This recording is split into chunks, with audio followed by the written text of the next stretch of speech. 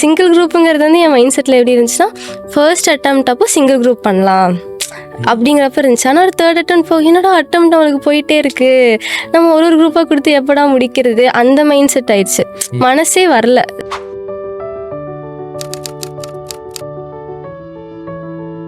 இப்போ both groups கொடுக்குறாங்கன்னு வச்சுக்கோங்க, என்ன நினைப்பாங்க? லைக் போத் குரூப்ஸ் கொடுத்தா இந்த அட்டெம்ப்ட் 2 குரூப் கிளியர் பண்ணிடலாம், ஒரு குரூப் கொடுத்தா இந்த அட்டம் ஒரே ஒரு குரூப், அடுத்த அட்டெம்ப்ட் தான் 2வது குரூப் அப்படின்னு யோசிப்பாங்க. ஆனால் போத் குரூப்ஸ் கொடுக்கறதுக்கு ஒரு எஃபர்ட்ஸ் போடணும்.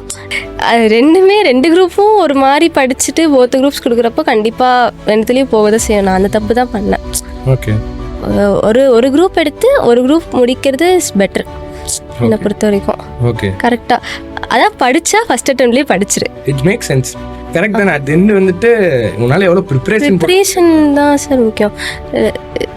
அது எனக்கு தெரில, அந்த டைமில் சொன்னாங்க, நான் கேட்கல, அப்படிதான் போயிட்டு இருந்துச்சு. இப்போ வந்துட்டு கிளியர் பண்ணிட்டேன் நினைக்கிறேன். ஃபோக்கஸில் வந்து ரிசல்ட் ஆகிறதுக்கு முன்னாடி ஜாயின் பண்ணிட்டேன்.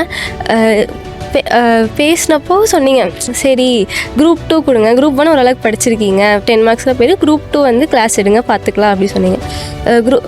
அப்பயும் என்ன நீங்கள் சொன்னீங்கன்னா ஒரு குரூப் கொடுங்க அப்படின்னு சொன்னீங்க Jan 25க்கு. அப்போ என்ன பண்ணேன், அப்பயும் போத்த குரூப்ஸ் அதான் குதிப்பேன். சொன்ன சொல் தவற மாட்டான், நீ தலைகீழாத்தான் குதிக்க போகிறேன்.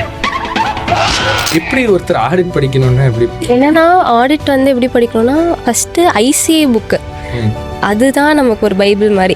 ICA புக்கில் இருக்க ICA கீவேர்ட்ஸ் வந்து நமக்கு ரிவைஸ் பண்ணிக்கிட்டே இருக்கணும். லைக் ICA வந்து என்ன எக்ஸ்பெக்ட் பண்ணுறாங்கன்னா, ஆடிட்டாக இருக்கட்டும் லாவாக இருக்கட்டும் புக்கில் எப்படி இருக்கோ அப்படி தான் வந்து எழுதணும் அப்படின்னு நம்மக்கிட்ட இருந்து எக்ஸ்பெக்ட் பண்ணுறாங்க.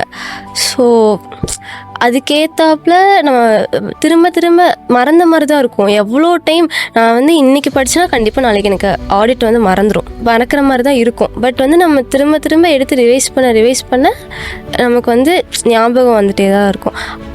அப்புறம் நம்ம ஃபோக்கஸில் வந்து நம்ம எப்படி படிப்போம் அப்படின்னா, நம்ம டியூட்டர் செஷன் தெரியும் எல்லாத்துக்கும். ஒரு 10 ஸ்டூடெண்ட்டுக்கு ஒரு டியூட்டர்னு போட்டு உட்காந்து படிக்கிறப்போ which is very easy. Audit வந்து காம்படிட்டிவாக வந்து எல்லோரும் ரிசைட் பண்ணிகிட்டே இருக்கிறப்போ வந்து இன்னும் நல்லாயிருக்கும். ஒரு பேராகிராஃபாக படித்து சொல்கிறப்போ அது மறக்கிற மாதிரி தான் இருக்கும், ஆனால் மறக்காது, ஞாபகம் வரும். கண்டிப்பாக எக்ஸாம் போய் எழுதுகிறப்போ அது ஞாபகம் வரும்.